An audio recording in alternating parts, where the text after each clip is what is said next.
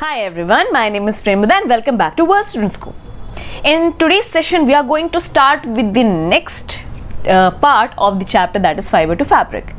तो पिछले चैप्टर में हमने बात की थी and we studied about various kinds of animals, various kinds of sheep, various kinds of goats जिससे हमें wool मिलता है, and we also studied about the processing of the wool.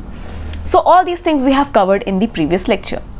And in today's lecture we are going to cover the processing of wool कि कितने steps में wool कैसे process होता है, and also about the silk moth and how the silk is processed. So all these things we are going to cover in this lecture. So let us now begin. Yes, so now we are going to talk and we are going to discuss about the processing fibers into wool. So जो हमने fibres अभी तक निकाले, जो हमने पढ़ा था पिछले लेक्चर में, that how we are rearing, कैसे हम रियर कर रहे हैं शीप को, कैसे उसको हम ग्रो करने में हेल्प कर रहे हैं कि वो अच्छी क्वालिटी ऑफ हेयर प्रोड्यूस करे अपने बॉडी पे, and then we are taking out the wool fibres from the hair of the sheeps, right.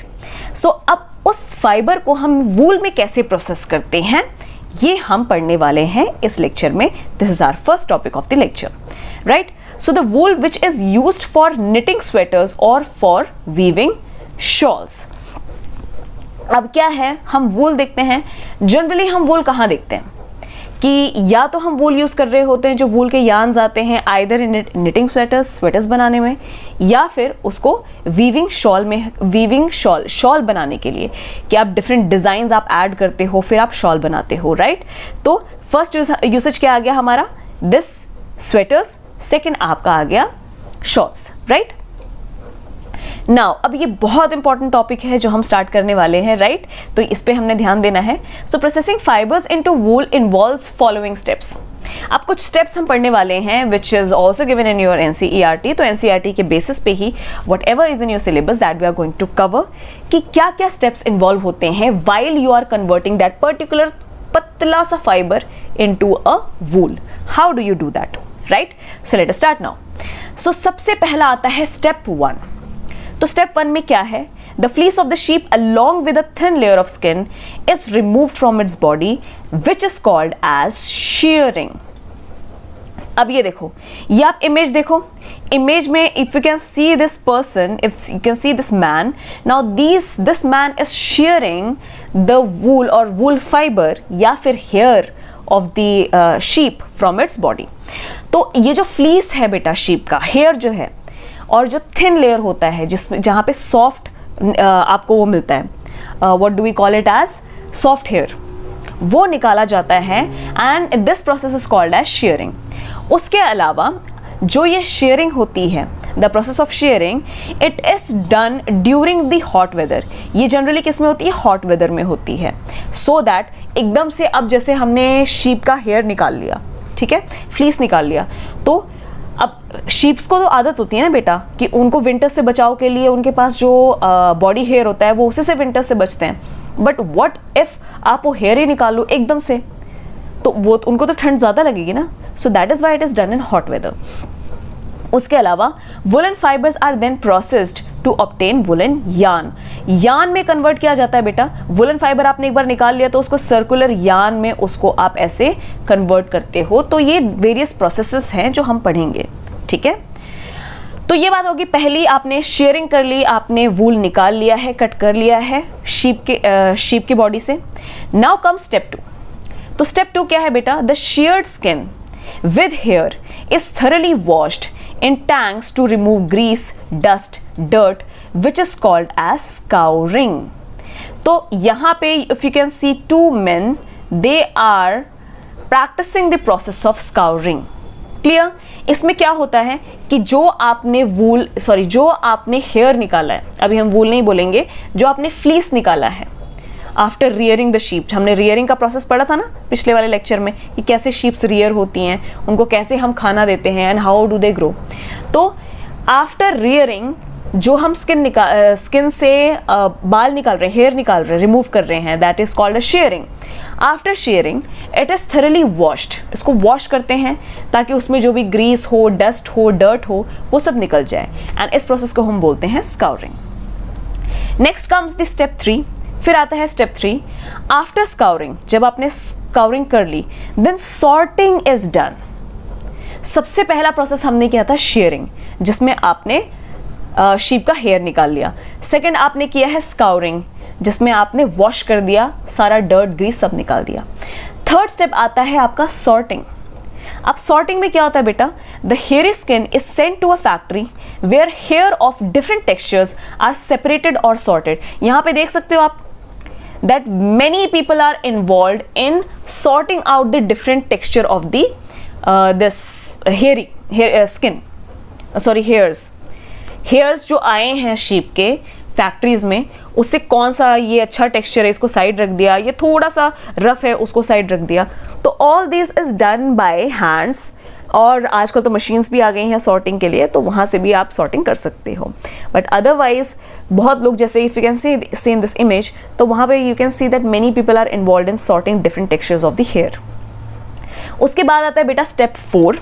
Step 4 में क्या होता है, the small fluffy fibres called birds are picked out from the hair. अच्छा, अब आपने देखा भी होगा समटाइम्स क्या होता है जब हम कोई स्वेटर पहनते हैं, ठीक है, एंड आप बहुत टाइम से उसको पहन रहे हो, you are sitting and you are just sleeping for some time while wearing that sweater, तो उसमें क्या होता है ना, छोटे छोटे बर्ड्स आ जाते हैं, स्मॉल बर्ड्स आ जाते हैं बिल्कुल ऊपर स्वेटर के, राइट। तो थोड़े से फ्लफी भी होते हैं, if you can touch, right.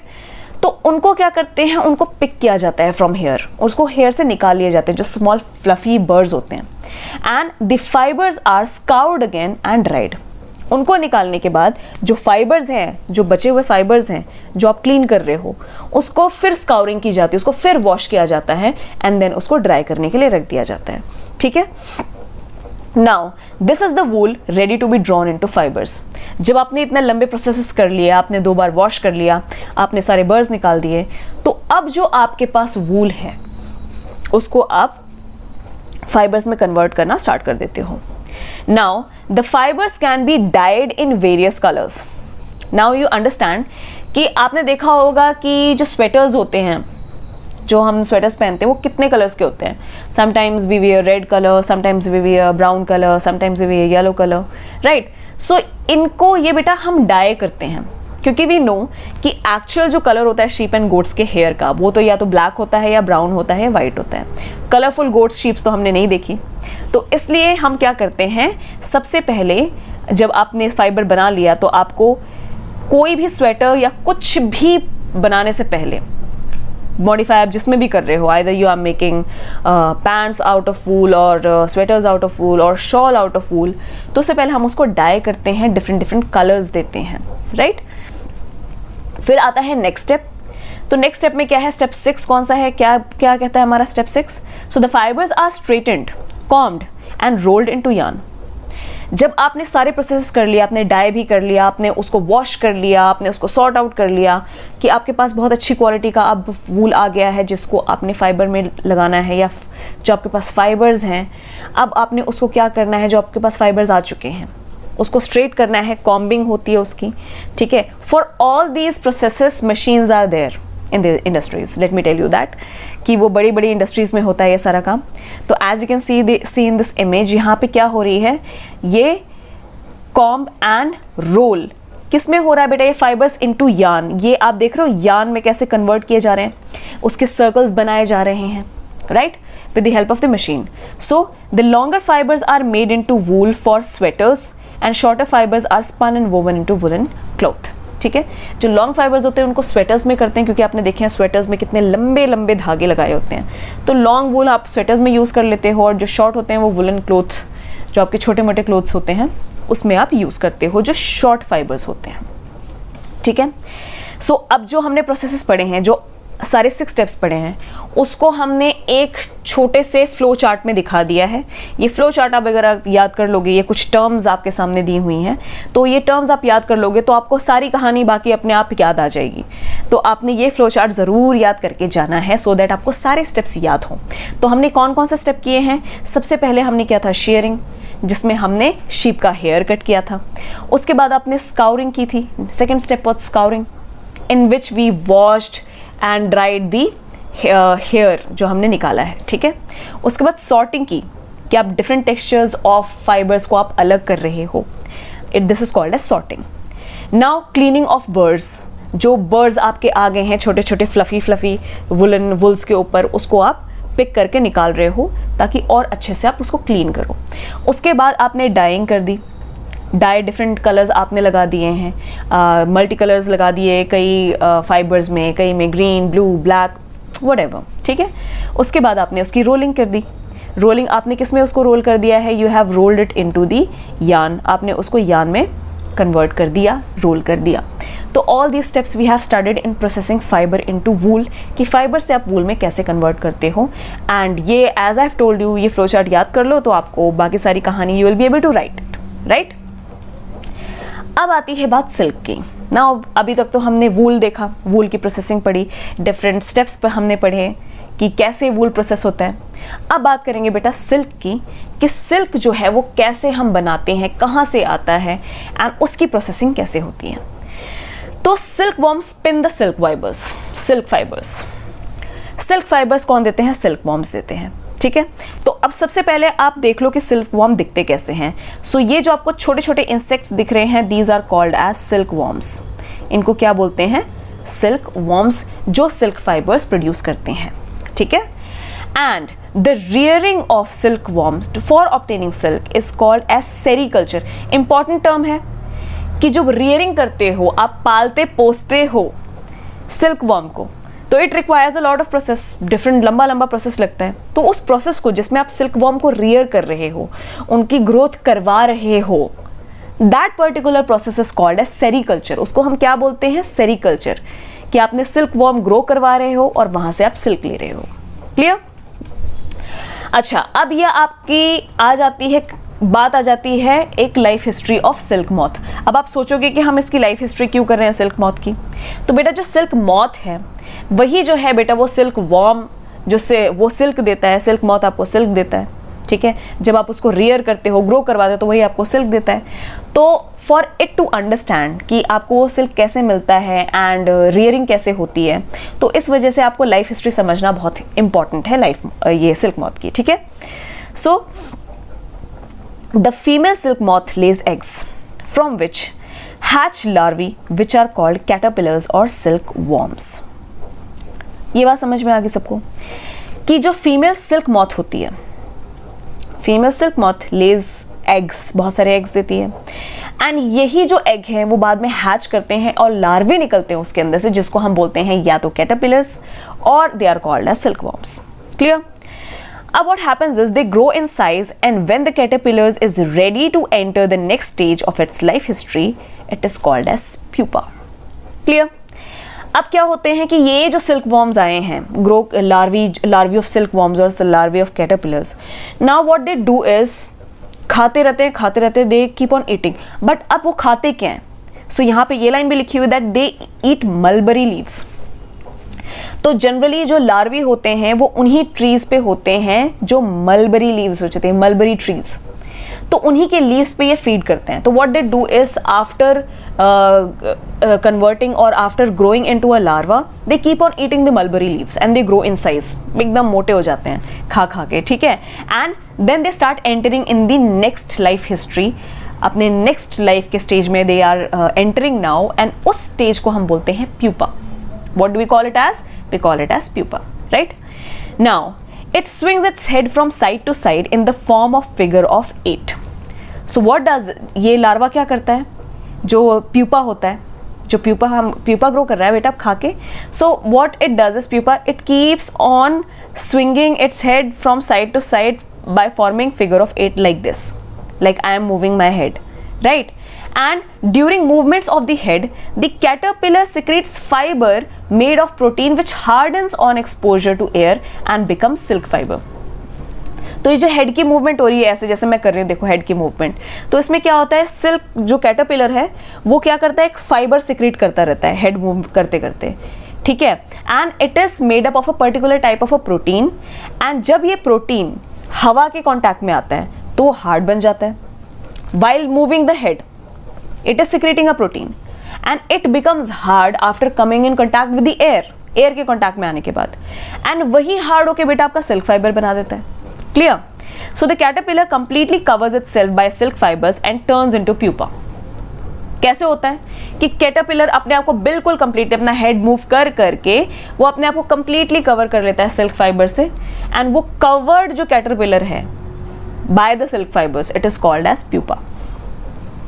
And जो कवरिंग है सिल्क फाइबर की उसको बोलते हैं हम कुकून। उसको क्या बोलते हैं हम? कुकून, जो कवरिंग है प्यूपा की।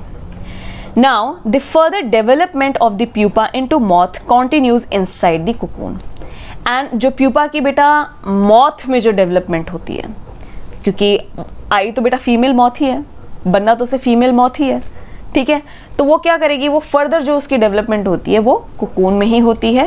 एंड जो सिल्क फाइबर्स हमें मिल चुके हैं जो they are used for weaving silk cloth, इसी सिल्क फाइबर से हम सिल्क क्लॉथ बनाते हैं, ठीक है। सो अब देखो, ये देखो एडल्ट, ये तो एडल्ट सिल्क मॉथ्स हैं, ठीक है, मेल एंड फीमेल। तो फीमेल क्या देती है? फीमेल ने एग दिया, ठीक है, एंड ये देखो एग्स कहाँ पे हैं? एग्स देखो किधर हैं? मलबरी लीव्स पे हैं, ठीक है। एंड मलबरी लीव्स से फिर क्या बन रहा है बेटा? देखो सिल्क वॉर्म आया, राइट, ये क्या है? लार्वी, सिल्क वॉर्म आ गया, लार्वी, एंड इसने अपने आप को किस में कन्वर्ट कर लिया है? सिल्क, किस में बंद कर लिया है? सिल्क फाइबर में, एंड क्या बना लिया? It has formed cocoon. And फिर जो फर्दर डेवलपमेंट है मॉथ की, फर्दर डेवलपमेंट वो कहाँ हो रही है? It is happening inside the cocoon. देखो कुकून के अंदर जो है वो मॉथ बन रहा है, and finally it will become into adult male और female, right. So this is the life cycle of moth, and now you understand कि सिल्क फाइबर हमें कैसे मिलते हैं, राइट। अब आता है बेटा एक और इंपॉर्टेंट टॉपिक आपके चैप्टर से, फ्रॉम कुकून टू सिल्क, कि कुकून से फिर फर्दर सिल्क कैसे बनाते हैं हम। अभी तो हमें ये समझ में आ गया कि हमने कुकून में जो सिल्क फाइबर्स लगे होते हैं उससे हम लोग सिल्क बनाते हैं, लेकिन उसका प्रोसेस क्या है वो अब हम समझने वाले हैं, ठीक है। So for obtaining silk, moths are reared and their cocoons are collected to get silk threads. Silk obtain करने के लिए हम मॉथ की रियरिंग करते हैं, मॉथ को ग्रो करते हैं, हम खिलाते पिलाते हैं, बिल्कुल ठीक है। एंड जो उनका कुकून है उसको हम कलेक्ट करते हैं जहां से आपको सिल्क थ्रेड्स मिलते हैं। तो ये देखो बेटा, ये सिल्क थ्रेड्स आपको कैसे दिखते हैं? शाइनी, ये सिल्क के थ्रेड्स हैं सारे, आपको किस तरीके से शाइनी आपको सिल्क थ्रेड्स दिखते हैं, राइट। अब देखो रियरिंग सिल्क वॉर्म्स। अब क्या है कि जो कुकून हमें मिलेगा बेटा वो सिल्क वॉर्म के आने से ही मिलेगा। तो अब हम बात करेंगे कि हम कैसे रियर करते हैं सिल्क वॉर्म्स को, how do we rear the silk worms. So अभी तक हमें पता है a female silk moth lays hundreds of egg at a time. जो फीमेल सिल्क मॉथ होती है ये हमें पता है कि वो एग्स ले करती है। आपने इमेज में भी देखा कैसे मलबरी लीव्स के ऊपर बहुत सारे एग्स थे। तो it gives thousands of egg at one time, and जो ये एग्स हैं these are stored carefully on the strips of cloth और paper and sold to silk worm farmers. अब क्या होते हैं कि जो फीमेल सिल्क मॉथ इतने सारे एग देती है तो उन एग्स को हम क्या कर लेते हैं, वहां से ले लेते हैं और उसको बिल्कुल आराम से या तो किसी स्ट्रिप ऑफ क्लॉथ पे रख दिया या तो पेपर में रख के उन फार्मर्स को दे दिए जो सिल्क वॉर्म की रियरिंग करते हैं। उन फार्मर्स को दिए जिनको पता है कि सिल्क वॉर्म की रियरिंग कैसे की जाती है। तो वो फार्मर्स क्या करते हैं, the farmers keep eggs under hygienic conditions and under suitable conditions of temperature and humidity. तो वो फार्मर्स क्या करते हैं कि उन एग्स को बहुत अच्छे से एकदम हाइजीनिक कंडीशंस में रखेंगे ताकि वो डैमेज ना हो, डिस्ट्रॉय ना हो, under very suitable conditions, right. जैसे टेम्परेचर ठीक होना चाहिए, ह्यूमिडिटी अच्छी होनी चाहिए, राइट। उसके अलावा जो एग्स होते हैं, eggs are warmed to a suitable temperature for the larvae to hatch from eggs when mulberry leaves bear a fresh crop of leaves. तो जो एग्स को है ना वार्म किया जाता है सुटेबल टेम्परेचर पे, ताकि वार्म होने की वजह से जो लार्वी है वो एग हैच कर ले, एग तोड़ के लार्वी बाहर आ जाए, ठीक है। एंड वो तब होता है जब मलबरी लीव्स में बिल्कुल फ्रेश लीव्स आती हैं, क्योंकि हमने ये भी पढ़ा था कि जो सिल्क वॉर्म का जो लार्वी है, silk worm larvae that eats mulberry leaves, तो वो तभी आएगा जब एकदम फ्रेश लीव्स आएंगी मलबरी ट्रीज में, ठीक है। So the larvae are kept in clean bamboo trays along with freshly chopped mulberry leaves. They eat the leaves day and night. तो अब ये देखो जैसे ये बैम्बू ट्रे है, बैम्बू ट्रेज में आप देखो कितनी मलबरी लीव्स रखी हुई हैं। बैम्बू ट्रेज में कितनी आपको मलबरी लीव्स हैं, मलबेरी लीव्स उसके ऊपर आपको वाइट आपको सिल्क वॉर्म्स दिख रहे हैं, वाइट सिल्क वॉर्म्स सभी को दिख रहे हैं, वाइट सिल्क वॉर्म्स, राइट। तो ये क्या कर रहे हैं बेटा, वाइट सिल्क वॉर्म्स कहाँ से आए हैं, एग हैच करके आए हैं जब हमने उनको सूटेबल टेम्परेचर दिया। एंड वो क्या कर रहे हैं, इसी लीव्स को खाए जा रहे हैं, day and night they are eating and becoming fat by eating a lot of mulberry leaves, right. So what happens after 20 to 30 days, the caterpillars stop eating and move to a tiny chamber of bamboo in the tray to spin cocoons. जब बहुत ज़्यादा खा लेते हैं, 25-30 days तक बहुत खाते हैं, फिर जब खाना खा लिया ढेर सारा, तो वो उनको क्या कर दिया जाता है, टाइनी चेम्बर में मूव कर दिया जाता है, बैम्बू के छोटे से चेम्बर में, जहाँ पे वो अपने आप को कोकून में बंद कर लेते हैं। They keep on spinning their head like this and producing the protein, fibrous protein, जो hard हो जाता है and it is becoming the silk, ठीक है।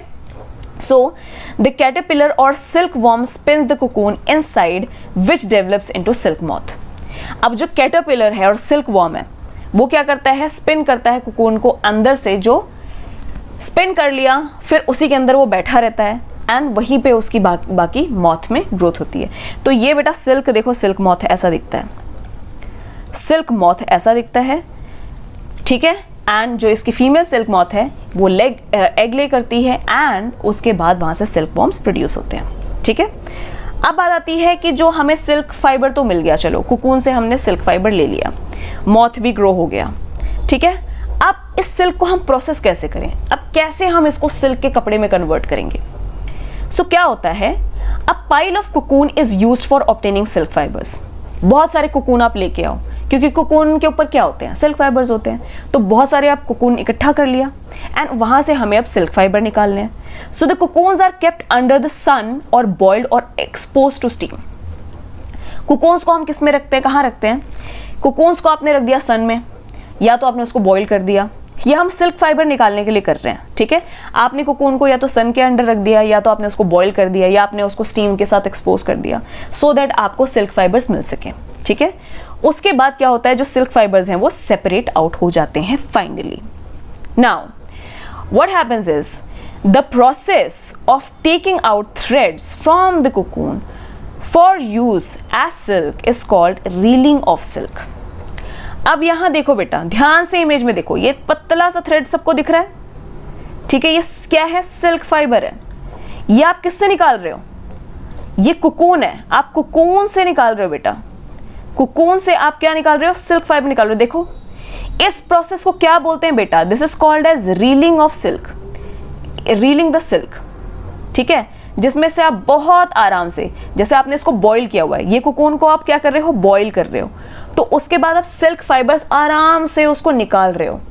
तो उस आराम से, जैसे आपको इमेज में दिख रहा है, तो ये प्रोसेस क्या चल रहा है, आप रील कर रहे हो, रीलिंग द सिल्क, ठीक है, that you are reeling the silk. Now reeling is done in special machine which unwind the threads और fibres of silk from the cocoon. कैसे आप देख रहे थे, रीलिंग में आप फाइबर्स आराम से उसमें से अनवाइंड होते हुए आ रहे हैं ऊपर, ठीक है। तो आप इसको मशीन, किसी एक particular specific type of machine होती है जिससे आप रीलिंग कर सकते हो सिल्क की, ठीक है। उसके बाद silk fibres are then spun into silk threads which are woven into silk cloth by weavers. तो ये देखो कैसे हो रहा है, स्पिनिंग ऑफ सिल्क थ्रेड्स। कैसे आप सिल्क थ्रेड्स को क्या कर रहे हो, स्पिन कर रहे हो, ठीक है। You are spinning the silk threads with the help of a machine, जिसको आप फर्दर आप सिल्क के क्लॉथ में आप वीव करोगे, ठीक है। So yes, this was all about the chapter. हमने वूल के बारे में समझा, इतनी डिटेल एक्सप्लेनेशन समझी, we studied about silk and how they are processed. एक बात याद रखना बेटा, processing of wool, processing of silk is very important, ठीक है। It is not very tough to remember all these things that we have studied. This chapter is very very easy, right. So इसको पढ़ना है, समझना है अच्छे से, सबको समझाना भी है। कुछ ना समझ में आया तो ask your teachers, you can ask me also, yes. So yes, keep studying and I'll see you in the next chapter then, right? Thank you.